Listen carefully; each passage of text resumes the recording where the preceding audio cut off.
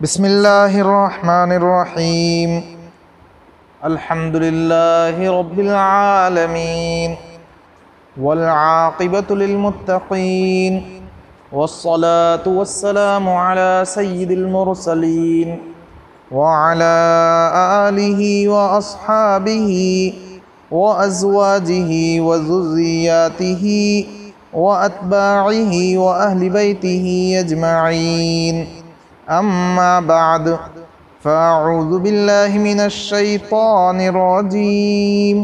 بسم اللہ الرحمن الرحیم والفجر وليال عشر والشفع والوتر والليل إذا يسر هل في ذلك قسم لذي حجر صدق اللہ العلی العظیم وصدق رسولہ النبی الکریم ونحن على ذلك لمن الشاکرین والشاہدین والحمد للہ رب العالمین۔ معزز و مکرم بزرگوں، دوستوں اور دینی ایمانی بھائیوں، اللہ رب العزت نے بعض دنوں کو دوسرے دنوں پر فوقیت عطا فرمائی ہے، جیسے رمضان المبارک بقیہ 11 مہینوں کا سردار قرار دیا گیا ہے، جیسے جمعے کا دن بقیہ دنوں کا سردار قرار دیا گیا ہے، اور جیسے شب قدر تمام راتوں کی سردار مانی گئی ہے۔ یہ جو عشرہ ذی الحجہ شروع ہوا ہے، جس کی آج پہلی تاریخ ہے، یہ عشرہ، یہ 10 دن بھی بہت زیادہ فضیلت والے دن ہیں، اور اس کی راتیں بھی بہت فضیلت والی ہیں۔ ان دنوں میں اور ان راتوں میں ہمیں کیا کرنا چاہیے، ان ایام کو، ان لیالی کو ہمیں کیسے گزارنا چاہیے، ذرا ہم اس کو سمجھنے کی کوشش کرتے ہیں۔ معزز دوستو، ذرا سا آپ غور کریں، تھوڑا سا پیچھے جاتے ہوئے تو اس نتیجے پر پہنچیں گے کہ یہ جو ایام ہیں، یہ جو دن ابھی چل رہے ہیں، یہ نیکیوں کا موسم اور نیکیوں کا سیزن چل رہا ہے۔ شعبان المعظم کو آپ دیکھیں، رمضان سے پہلے کا مہینہ، تو اس میں شب برات ہیں، اور شب برات کے بارے میں یہ بات حدیثوں سے معلوم ہوتی ہے کہ شب برات میں عبادت کرنے کی برکت سے اللہ رب العزت قبیلہ کلب کی بکریوں کے بالوں سے زیادہ لوگوں کی مغفرت فرماتا ہے۔ سبحان اللہ۔ اس کے بعد رمضان المبارک آ جاتا ہے، وہ رمضان جو تمام مہینوں کا سردار ہے، وہ رمضان جس کا پہلا عشرہ رحمت، دوسرا عشرہ مغفرت اور آخری عشرہ جہنم سے خلاصی اور آزادی ہے۔ وہ رمضان جس میں نیکیوں کے بھاؤ بہت زیادہ بڑھا دیے جاتے ہیں، وہ رمضان جس کے سلسلے میں اللہ کا فرمان ہے، شہر رمضان الذی انزل فیہ القرآن، کہ رمضان کا مبارک مہینہ وہ ہے جس میں قرآن کریم کو نازل کیا گیا ہے۔ وہ رمضان جس میں شب قدر، تو پورا کا پورا رمضان وہ بہترین نیکیوں کا مہینہ ہے، نیکیوں کے دام اس مہینے میں بڑھ جاتے ہیں۔ ادھر رمضان المبارک ختم ہوتا ہے اور ادھر شوال شروع ہوتا ہے، شوال، ذی قعدہ اور ذی الحجہ، یہ گویا حج کے مہینے ہیں۔ اگرچہ حج ادا ہوتا ہے خاص دنوں میں، ذی الحجہ کی خاص تاریخوں میں، لیکن شوال سے ہی احرام باندھ کر نکلنا اور احرام باندھ لینا یہ درست ہوا کرتا ہے۔ اور پہلے زمانے میں تو مہینوں کا سفر ہوا کرتا تھا اور لوگ احرام باندھ کر کئی دنوں پہلے گھروں سے نکل جایا کرتے تھے۔ تو شوال، ذی قعدہ اور ذی الحجہ یہ دراصل حج کے مہینے ہیں۔ اللہ رب العزت نے قرآن کریم میں ارشاد فرمایا ہے الحج اشہر معلومات، اور یہ اشہر معلومات کی تفسیر شوال، ذی قعدہ اور ذی الحجہ کے 10 دنوں سے حضرات مفسرین نے ذکر فرمائی ہے۔ تو گویا یہ حج کے مہینوں میں ہم داخل ہو گئے، شوال گزر گیا۔ جس شوال کے بارے میں حدیث میں یہ وارد ہوا ہے کہ جس نے رمضان المبارک کے روزے رکھے اور پھر شوال کے 6 روزے رکھے تو وہ ایسا ہے گویا پورے سال کے روزے رکھنے جیسا، یعنی پورے سال روزے رکھنے کا ثواب۔ شوال گزرتا ہے، آگے ذی قعدہ آتا ہے۔ ذی قعدہ میں اللہ کے پیارے نبی صلی اللہ علیہ وسلم کے 4 عمروں کا تذکرہ ملتا ہے کہ حضور نے 4 عمرے ذی قعدہ میں کیے، یا یہ کہ 3 عمرے ذی قعدہ میں کیے اور 1 عمرے کی تیاری ذی قعدہ میں فرمائی اور وہ ادا ذی الحجہ میں کیا۔ تو ذی قعدہ گزرا اور یہ ذی الحجہ ہمارے سامنے آ چکا ہے اور شروع ہو چکا ہے۔ یہ ذی الحجہ کے جو شروع کی 10 راتیں ہیں اور یہ 10 دن ہیں یہ بہت ہی فضیلتوں والے ہیں۔ ابھی جو آپ کے سامنے 30ویں پارے کی سورۃ الفجر کی شروع کی آیتیں تلاوت کی گئی ہیں، ان میں دوسری آیت ہے وَلَيَالٍ عَشْرٍ، یعنی قسم ہے 10 راتوں کی۔ اللہ رب العزت نے 10 راتوں کی قسم اٹھائی ہے، 10 راتوں کی قسم کھائی ہے۔ اللہ رب العزت کو کسی کو یقین دلانے کی ضرورت نہیں ہوتی ہے، وہ یقین دلانے کے لیے قسم نہیں کھاتا ہے۔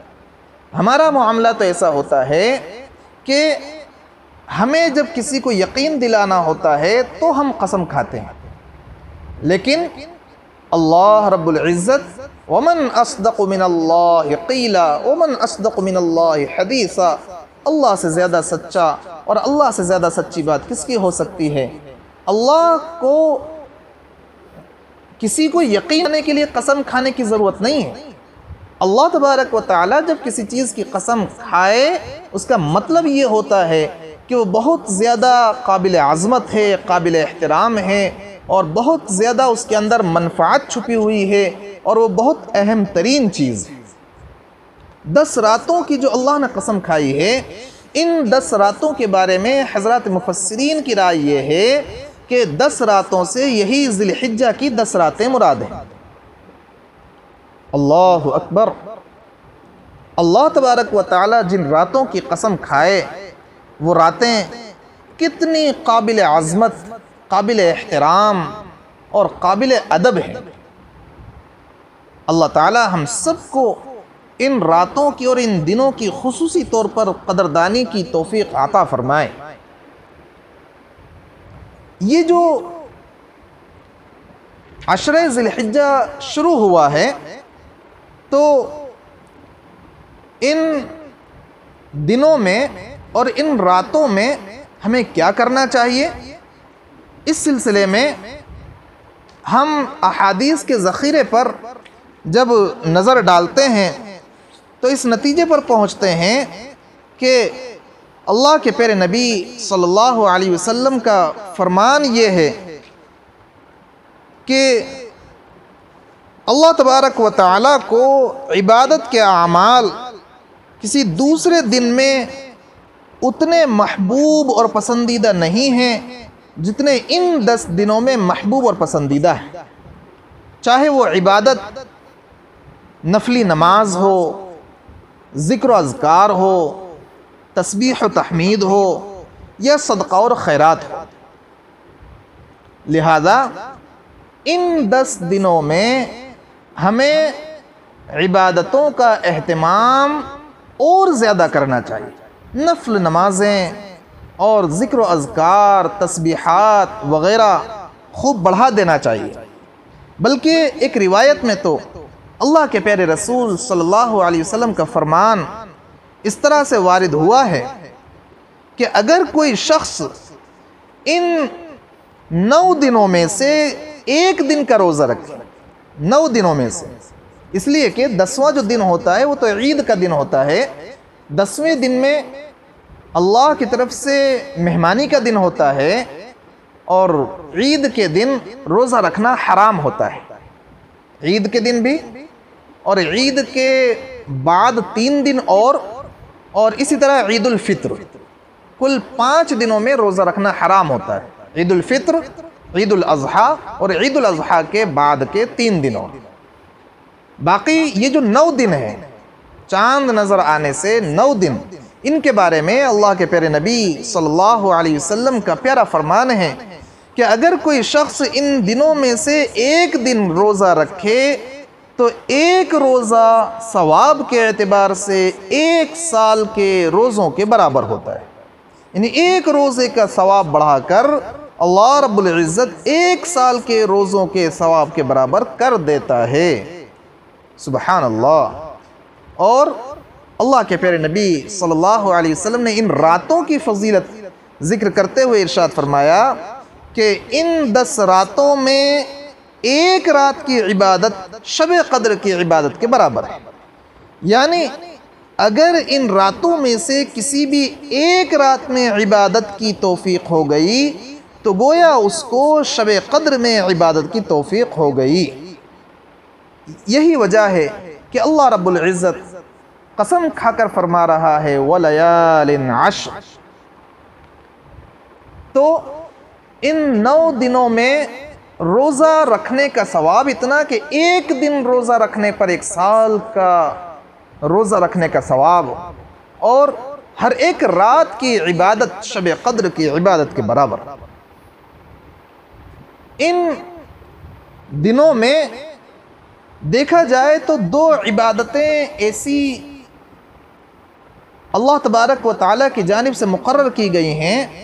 کہ وہ دونوں عبادتیں ان دنوں کے علاوہ کسی اور دن میں ادا نہیں کی جا سکتی۔ ایک عبادت تو حج کی ہے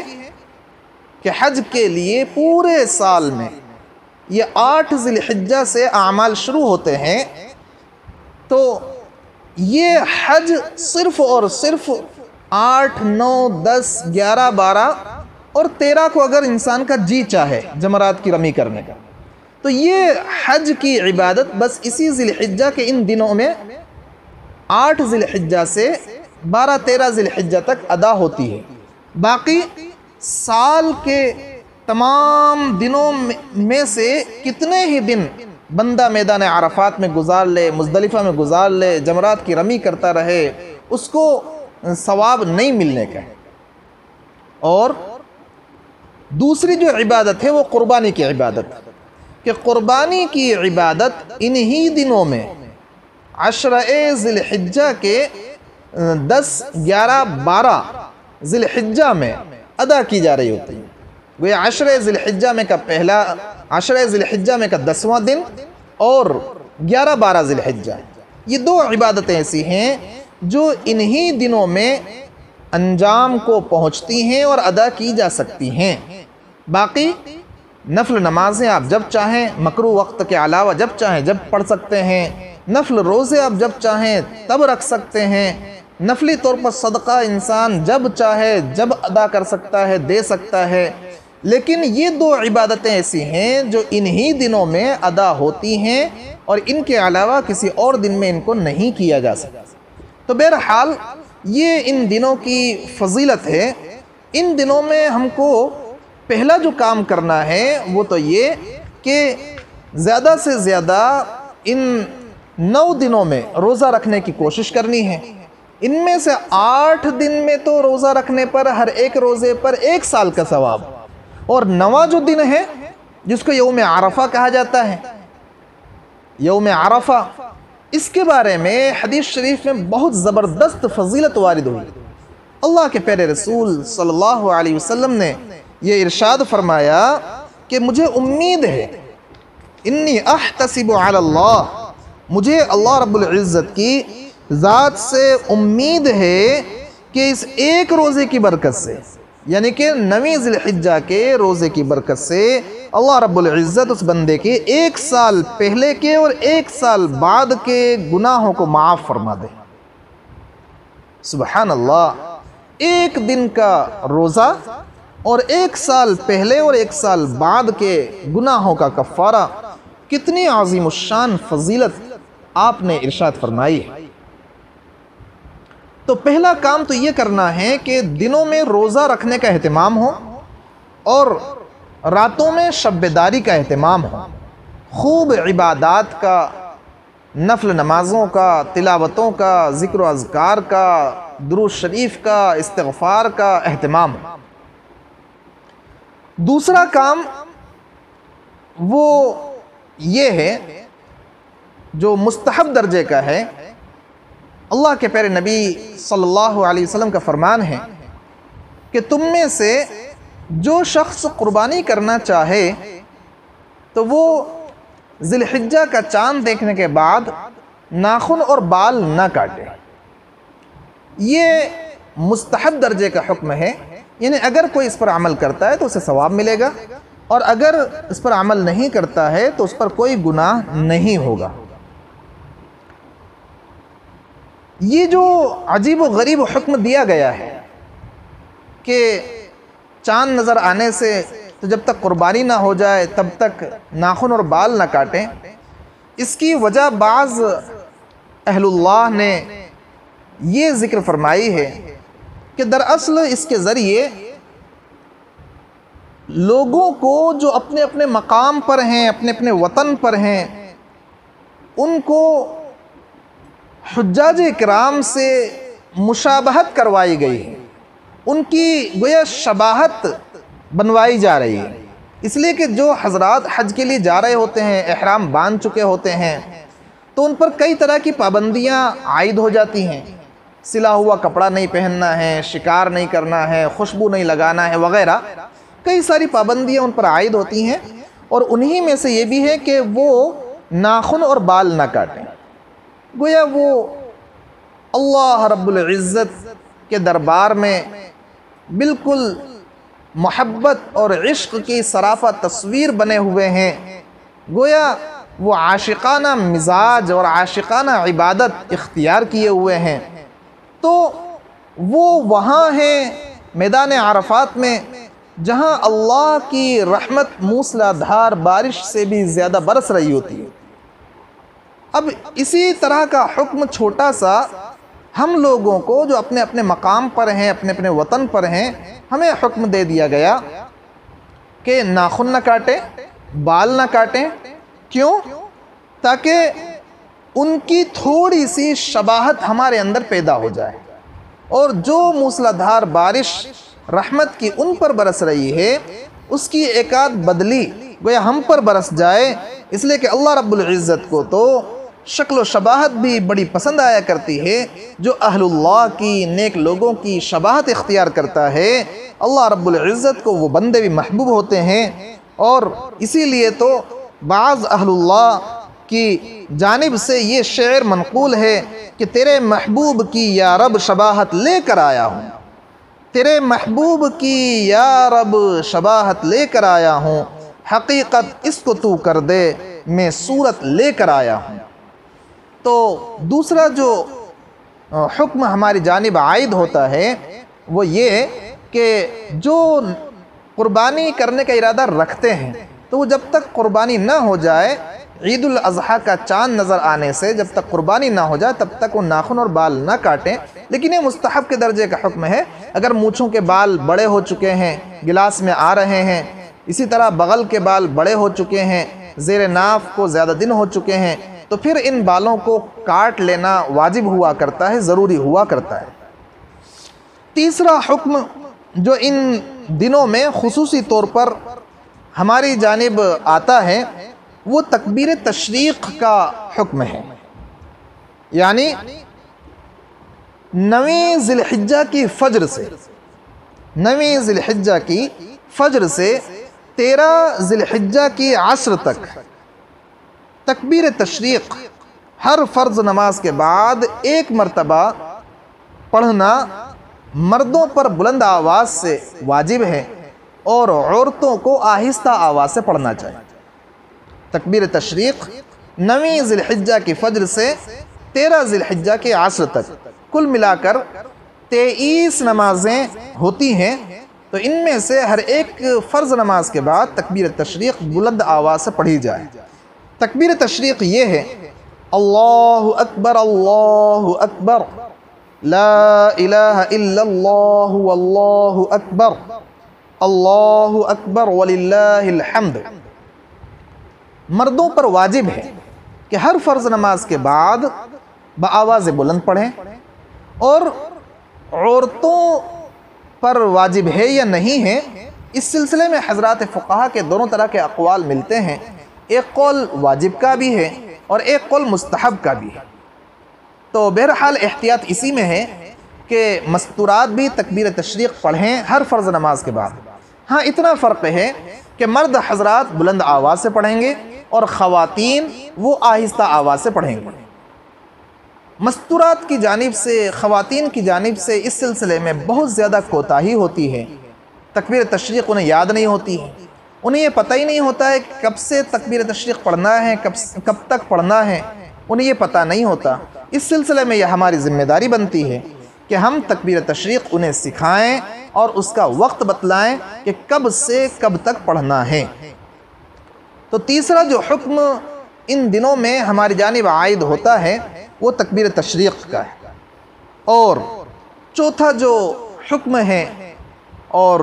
سب سے اہم ترین حکم ان دنوں میں ہماری جانب جو عائد ہوتا ہے وہ قربانی کا حکم ہے کہ ہر صاحب نصاب مرد پر، عورت پر جو عاقل بالغ ہوں، مقیم ہوں، تو ان پر اپنی جانب سے قربانی کرنا واجب ہے۔ جو بندہ اور جو بندی صاحب نصاب ہوں، یعنی 52.5 تولہ چاندی ہو یا 7.5 تولہ سونا ہو، یا تھوڑا سونا اور تھوڑی چاندی ہو اور دونوں ملا کر 52.5 تولہ چاندی کو پہنچ جاتے ہوں، یا تھوڑا زیور ہے اور تھوڑا روپیہ پیسہ ہے اور 52.5 تولہ چاندی کی قیمت کو پہنچ جاتے ہیں، یا سامان تجارت ہے، یا اور ضرورت سے زائد ایسا سامان ہے جو اتنی مقدار کو پہنچ جاتا ہے، تو وہ صاحب نصاب کہلاتے ہیں اور ان پر قربانی واجب ہوا کرتی ہے۔ اور ابن ماجہ میں اللہ کے پیارے نبی صلی اللہ علیہ وسلم کا فرمان جو وارد ہوا ہے، وہ ہر انسان کو اپنے دل کے کانوں سے سننا چاہیے اور سمجھنا چاہیے کہ آقا جناب محمد رسول اللہ صلی اللہ علیہ وسلم رحمت للعالمین ہیں، اور پھر بھی آپ کتنا سخت لب و لہجہ اختیار کرتے ہوئے فرماتے ہیں کہ جو شخص قربانی کرنے کی وسعت رکھتا ہے، صاحب حیثیت ہے، صاحب استطاعت ہے، صاحب نصاب ہے، اور پھر بھی وہ قربانی نہ کرے، تو آقا فرماتے ہیں کہ ہرگز وہ ہماری عیدگاہ کے قریب نہ پھٹکے، ہماری عیدگاہ کے قریب اسے آنے کی ضرورت نہیں۔ اس سے آپ اندازہ لگا سکتے ہیں کہ قربانی کتنا عظیم الشان عمل ہے، کتنا محتم بالشان عمل ہے۔ تو یہ مختصر طور پر ہم نے اس 10 ذی الحجہ میں کرنے کے جو کام ہیں انہیں ذکر کرنے کی کوشش کی ہے، اور قربانی پر انشاءاللہ ہم مستقل طور پر اگلی مرتبہ میں آپ کی خدمت میں بیان پیش کریں گے۔ اللہ رب العزت سے دعا ہے کہ اللہ تعالی ہم تمام کو صحیح طور پر ان دنوں کی قدر کی توفیق عطا فرمائے، اور ان دنوں میں خصوصی طور پر گناہ کے کاموں سے، فسق و فجور سے، لا یعنی سے اور لہو و لعب سے بچنے کی توفیق عطا فرمائے، اور اللہ تبارک و تعالی ہم تمام کے لیے اس آنے والی قربانی کو، آنے والی عید کو ہم تمام کی زندگیوں میں خوشیوں کے برقرار رہنے کا موقع اس کو بنائیں، اور اللہ ہم میں سے ہر ایک کی عمر میں اور مال دولت میں اور عزت آبرو میں خیر و برکت عطا فرمائے۔ وآخر دعوانا ان الحمد للہ رب العالمین۔